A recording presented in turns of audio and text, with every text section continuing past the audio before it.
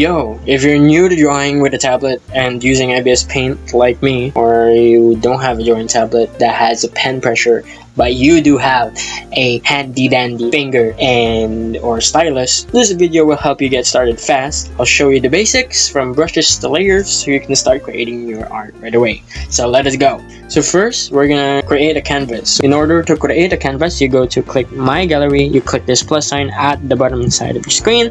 You have your canvas here, which you can adjust your canvas size. I'm gonna go for 2048 by 2048 for square art. If it's a square art, you can post it. It's a good format if you want to post on Instagram or any other social medias platform. You can also do 1920 by 1080 pixels for wallpapers or landscape arts. And if you go down here, you have this thing called DPI, which is short for dots per ink. So you use 350 DPI if you plan to print your art, and use 72 DPI if it's just for online or screen viewing. But typically, you usually want to go for 300 DPI or higher. Either way, you never know whenever you want to print your art. So once you're done with your configurations for your canvas, you click OK, and you are on your drawing. If you click this brush icon, you have this different tools. So we're gonna focus on the brush tool. Brush tool is where you pick different types of brushes for different types of textures, different types of filters, or different types of whichever art style you want to go for. Here, there are 387 different types of brushes that you can use, so you can experiment with that. It's going to be a lot of fun. For this video, we're going to only be using Deep Pen Hard Brush. On every brushes that you pick, there are thickness. You can adjust the thickness of the brush. You can adjust the opacity of the brush. You can also adjust the thickness of the start of your lines, the end, and there are also different options here which we will not be going into because I don't use them, and I'm only gonna teach you guys what I know, just to be transparent with you guys. What we're gonna talk about next is the stabilizer. So stabilizer is on your top right screen, pointy finger icon here. Basically what the stabilizer does is it helps smooth out shaky lines. It's especially useful if your hand isn't steady yet, or like you have a drunkish type of lines. And you can also use the eraser tool for corrections. You can erase the lines bit by bits to make it look more straight. Without the stabilizer, I'm going to use my finger, and I'm going to use my stylus, and this is with the maximum amount of stabilizer. You can also adjust the smoothness of your stabilizer. It really depends on your preference. So here it is. So when you compare the two, it's a lot more smoother with the stabilizer. So this is the stabilizer, and this is without the stabilizer. It's a lot better, it's a lot more smoother, it's nice, it's good. And also you have force fade, so you can adjust the fades at the end and start of your strokes. So this is where you go try to mimic pen pressure. So if we go here, there are two types of shape of fade. We have the linear and we have the smooth. So linear is much more tapered and sharp, and smooth is a little bit tapered but a little bit smoother. That's just what it does, and you can adjust the thickness of them here, so you can just experiment it. It's fun. Creating a new layer. So layers are like transparent sheets stacked on top of each other. So you use them to separate different parts of your drawing, like for example your sketch, your line art, your color. To create a new layer, you click this layer button here at the bottom right of your screen. Click the plus icon here, or the cross icon. To delete a certain layer, you click this delete button here, and that's self-explanatory. Let's make a square here. So let's adjust the thickness. We're gonna make a square and another square. I want to color this square, but I don't want to do it on the same layer. You know why? Because you can erase or edit one part without touching the rest if you use different types of layers. So you can reorder the layers, you can change what appears on top or below. So that's where layer hierarchy is also important, because they do stack upon each other. So if you stack another layer on that, it's gonna cover the layer below it. So you gotta be careful on how you put the hierarchy of your layers. Click the layer button here, and to add a new layer again, let's add a new layer there, and after that we're gonna add color. And also this is a great way to introduce the bucket tool. So the bucket tool is when you click your tool icon here, or your brush icon, and you have this paint bucket. So what it does, it fills out the area contained within your line or line art. So what you're gonna do is you're gonna have to make sure that these lines are closed.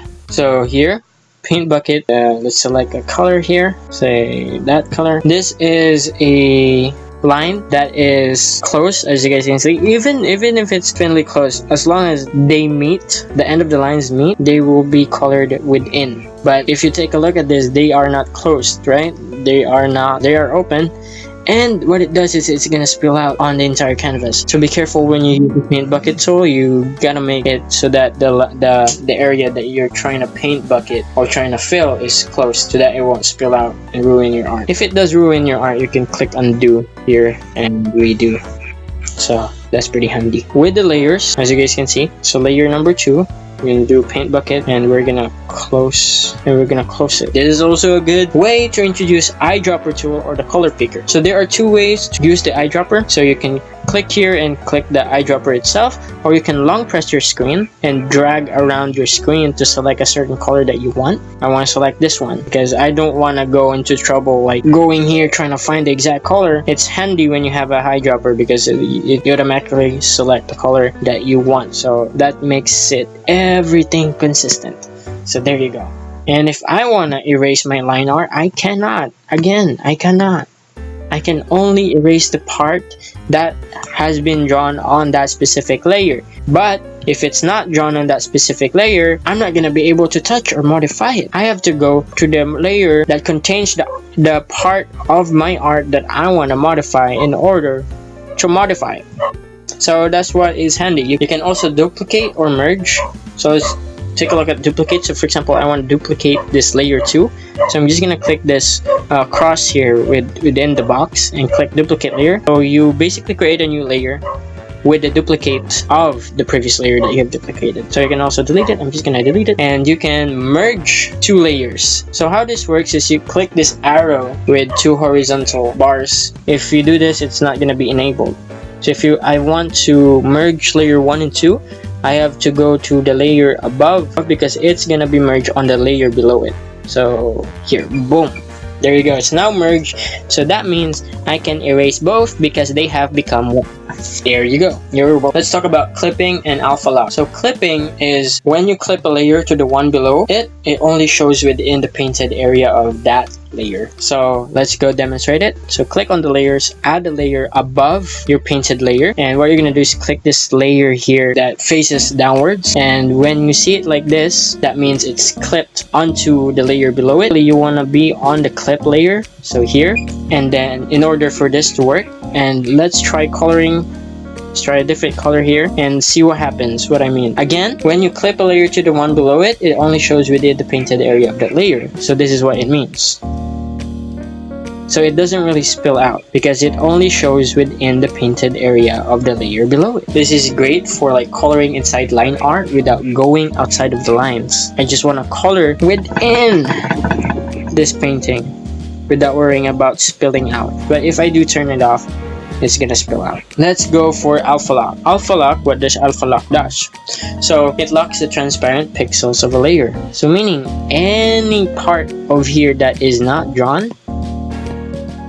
you're not gonna be able to draw on it. Only the parts that have already been drawn. We're gonna delete this clipping mask because we don't need that, because alpha lock works on the same layer that you're already drawing on. Click this lock here, icon here with an 8, so that means it's alpha lock. That means if I go red and draw on this lines here, so this is considered transparent. It has not been drawn, but on the ones that have already been drawn, I can draw on top of it, and it contains it there. So alpha lock is good. It is useful when you want to add shadows or highlights on the same layer without affecting the background. Like for example, we'll do a color picker here,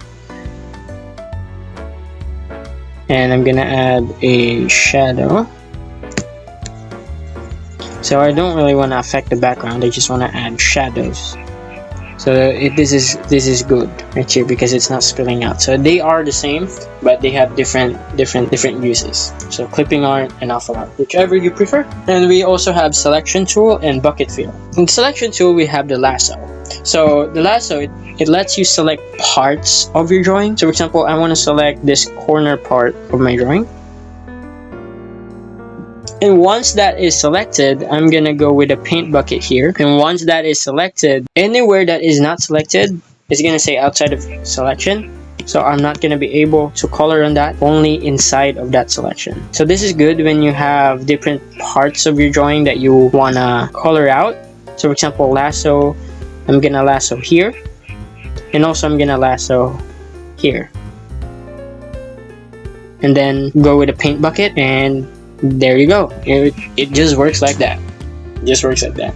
Importing images. So if you want to import images, okay, first of all, let's disable this lasso here. So you go back to your lasso, you click on this sign right here, the bottom left corner, and boom, it's disabled. So let's go add a new layer. So click on your layer. Okay, brush. Click on your layer. Okay, let's turn off alpha lock for this one, because we're not gonna be able to do anything outside of that painted area. Create a new layer. After you've created a new layer, you click this camera icon here. That means import a picture. So let's import my latest art that I've drawn. I've also posted on this on Rails I made this while I was recovering from my tooth extraction. So here you go, click check, and it's gonna look like that. You can also move your layers, so I'm just gonna move this. That's why hierarchies are important. That's why I said they stack upon each other. So for example, this reference or this image here is on top of this layer 1, so that means it's gonna cover layer 1. So if I'm just gonna move layer 1 on top of this reference, and layer 1 is gonna go on top of that reference. So that is pretty nice. You can also hide layers there. So I'm gonna hide you, and I'm gonna add you here on top, and we're gonna draw on this one. So basically, your reference or layer is, I'm gonna go to the layer that contains the reference of the image, and I can change the opacity of this. So this is good when you can do this for backgrounds, you can do this for post references, inspiration, and you can also use this to trace. So you can also use this to trace your art, to trace or copy something. So this is pretty nice, pretty good addition. Export and saving. So if you want to export and save your image, you can click this back arrow here at the bottom right corner, click on save image, and you can select the file type, PNG or JPEG, whichever you prefer, and you click OK, and it's gonna be saved on your gallery, meaning that's like the definition of exporting your image. Always save your progress often, but Ibis Paint also has autosave in case the app crashes, so that's pretty nice. That's it for the Ibis Paint beginner guide. If this helped you, don't forget to like and subscribe, drop a comment, keep drawing and improving, and shout out to that one subscriber that had requested it. I'm so sorry. I said I was gonna make this video the soonest, but man, I'm sorry. I had like a wisdom tooth extraction. I got a little bit sick, so I couldn't really do anything but focus on my recovery. But now I've recovered a little bit. I can talk a little bit more easier, so that's why I'm making this. It's never late than ever.